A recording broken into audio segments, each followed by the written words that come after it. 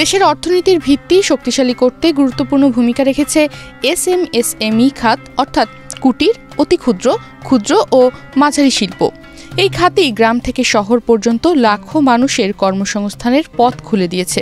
কিন্তু সম্প্রতি দেখা যাচ্ছে ক্ষুদ্র উদ্যোক্তারা ব্যবসা বাড়াতে বা টিকিয়ে রাখতে সবচেয়ে বড় যে সমস্যার মুখোমুখি হচ্ছেন তা হলো অর্থায়নের সীমাবদ্ধতা। বাণিজ্যিক ব্যাংকগুলো থেকে সহজে ঋণ না পাওয়ায় পুরো খাতটি এখন থমকে যাওয়ার দশা। এসএমই পণ্য মেলা 2025 ক্ষুদ্র উদ্যোক্তাদের এই সমস্যা সমাধানে তাদের সাথে কাজ করছে দেশের 30টি ব্যাংক। ক্ষুদ্র মাঝারি উদ্যোক্তারা আমাদের জিডিপিতে আজকে কন্ট্রিবিউট করছে প্রায় 30%। তো এখন এদের অংশগ্রহণ ছাড়া আমাদের অর্থনীতি আগাবে না, এবং অর্থনীতিকে এগিয়ে নিতে হলে এদেরকে আমাদের সব ধরনের সহযোগিতা প্রদান এবং সাহায্য প্রদান করতে হবে। আদারওয়াইজ আমরা অর্থনৈতিক যে উন্নতির কথা চিন্তা করছি সেটা কোনোদিনই সম্ভব হবে না। আমাদের সব মিলিয়ে ক্ষুদ্র বা মাঝারি উদ্যোক্তা এখন 1,18,00,000 প্রায়, আর এর বাইরে কিছু ইনফর্মাল উদ্যোক্তাও আছে।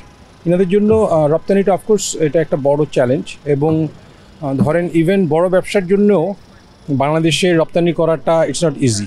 আমরা যেটা চেষ্টা করছি যে আমরা কিছু প্ল্যাটফর্ম ক্রিয়েট করার চেষ্টা করছি, যেখানে ওনাদের জন্য রপ্তানিতে আমরা সাহায্য করব।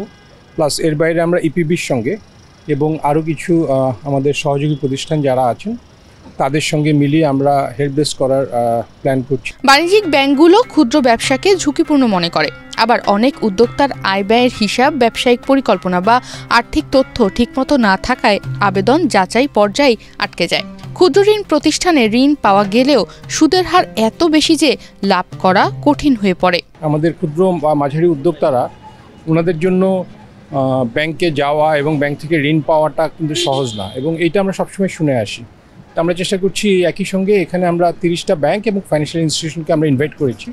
ওনারা বেসিক্যালি আমাদের এই মেলাটাকে স্পন্সর করছেন। ওনারা একটা ওয়ান স্টপ ক্লিনিকের মতো সেট আপ করেছেন সবগুলি ব্যাংক।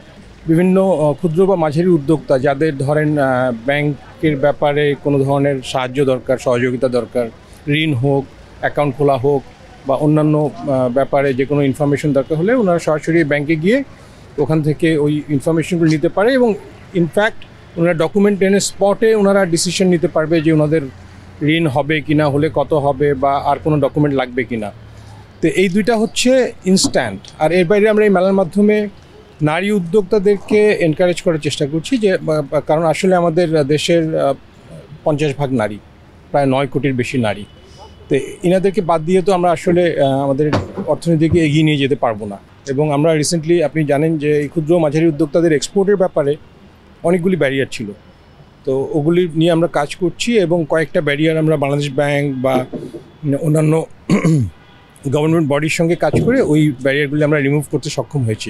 আমি একবার এই যে 18-র আগে এসএমই মেলাতে এসেই, লেদার প্যাভিলনে এসেই আমি ইন্টারেস্টেড ফিল করি যে না, আমাদের দেশে লেদার নিয়ে কাজ হচ্ছে খুব ভালো ভালো, সবাই উদ্যোক্তারা যারা কাজ করছে ভালোই কাজ করছে। তো ওনাদের দেখেই আসলে অনুপ্রাণিত। এরপরে এসএমই ফাউন্ডেশন থেকে আমি অনেকগুলো ট্রেনিং নিয়েছি, ওনাদের সহযোগিতায় পরে পুরোপুরি ইনভলভ হয়ে গেল। নতুন ব্যবসা শুরু করা উদ্যোক্তাদের পরিচিতি কম, বাজারে অবস্থানও দুর্বল, ফলে ব্যাংকগুলো তাদের ঋণ দিতে চায় না। এ কারণে অনেকেই মূলধন সংকটে ব্যবসা টিকিয়ে রাখতে ব্যর্থ হন। আবার অনেক ক্ষেত্রে জামানত দিতে না পারায় অনেক ক্ষুদ্র ব্যবসায়ী ব্যাংক থেকে ঋণ নিতে পারছেন না। উদ্যোক্তাদের এই সমস্যা সমাধানে বাংলাদেশ ব্যাংকের সঙ্গে আলোচনা চলছে বলে জানিয়েছেন এসএমই ফাউন্ডেশনের চেয়ারপারসন। জামানত আসলে একটা বড় সমস্যা, এবং নারী উদ্যোক্তাদের জন্য অবশ্যই একটা বেশ বড় সমস্যা। তো আমরা জামানতের ব্যাপারে যেটা করেছি, আমরা বাংলাদেশ ব্যাংকের সঙ্গে একযোগে কাজ করছি, এবং জামানতবিহীন লোনের ব্যাপারে আমরা একটা পলিসি রোল আউট করেছি বাংলাদেশ ব্যাংক থেকে, যেটাকে আমরা মাস্টার সার্কুলার বলছি, মাস্টার সার্কুলার ফর এসএমই, যেটা এপ্রিল মাসে রোল আউট হয়েছে। এখনও হয়তো কিছু ব্যাংক ইমপ্লিমেন্ট করছে না, কিন্তু জামানতবিহীন লোন এখন মার্কেটে আছে এবং অনেক ব্যাংক অফার করছে। এদিকে ঋণের চড়া সুদও ক্ষুদ্র উদ্যোক্তাদের জন্য এক বিশাল চ্যালেঞ্জ, যদিও বিশেষ ক্ষেত্রে 6% সুদে ঋণ নিতে পারেন তারা। আমরা এসএমই ফাউন্ডেশন থেকে কিন্তু আমাদের একটা রিভলভিং ফ্যাসিলিটি আছে, যেটাতে আমরা যেটা করি যে আমাদের ওই রিভলভিং ফান্ডটা আমরা বিভিন্ন ব্যাংক এবং আর্থিক প্রতিষ্ঠানের মাধ্যমে 6% রেটে উদ্যোক্তাদেরকে দেই, মেইনলি নারী উদ্যোক্তা। তো এখানে আমরা সাবসিডাইজড রেটে একটা লোন দিচ্ছি, এবং এতে এসএমইরা একদম ডাইরেক্ট বেনিফিট পাচ্ছে। ধরেন আদারওয়াইজ ওনাদের হয়তো ইন্টারেস্ট পে করতে হতো অ্যাভারেজে 16-17%, কিন্তু এখানে 6% রেটে ওনারা পাচ্ছে। এর বাইরে বাংলাদেশ ব্যাংকের একটা ফান্ড আছে, যেটা বাংলাদেশ ব্যাংক রিফাইন্যান্স স্কিমের আন্ডারে বিভিন্ন এসএমইদেরকে এবং বিশেষ করে নারী উদ্যোক্তাদেরকে দিচ্ছে। এই পরিস্থিতি মোকাবেলায় সরকার কম সুদে, সহজ শর্তে এবং প্রয়োজনে জামানত ছাড়াই ঋণ দেওয়ার জন্য একটি ক্ষুদ্র ঋণ ব্যাংক প্রতিষ্ঠার উদ্যোগ নিয়েছে। বিশেষজ্ঞরা মনে করেন আর্থিক জ্ঞান বৃদ্ধি, ডিজিটাল ক্রেডিট স্কোরিং ও আধুনিক মূল্যায়ন পদ্ধতি চালু করা গেলে এসএমই খাত আবারও এগিয়ে যাবে এবং অর্থনীতি আরও শক্তিশালী হবে। তনিমা রহমান, বাংলাদেশ প্রতিদিন।